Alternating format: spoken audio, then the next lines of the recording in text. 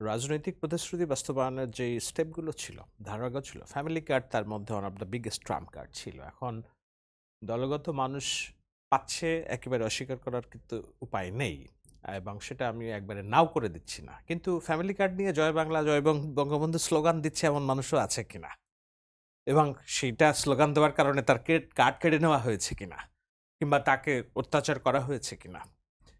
17 March Sheikh Mujibur রহমানের জন্মদিন। শেখ মুজিবুর রহমান নিয়ে আমার বিশেষ কোনো প্রেম নেই, কিন্তু হিস্ট্রির একটা পার্ট সে, একটা ফিগার সে।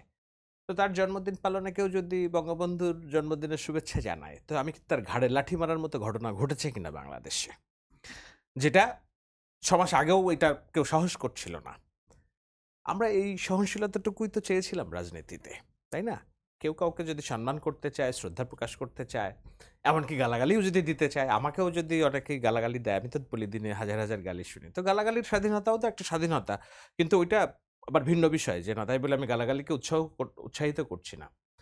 আমার যেটা বলতে চাচ্ছি সেটা হলো যে অ্যাপ্রোচ, গভর্নমেন্টের অ্যাপ্রোচ, হ্যাঁ? দৃষ্টিভঙ্গি এবং আমার সদিচ্ছাটা আছে কিনা।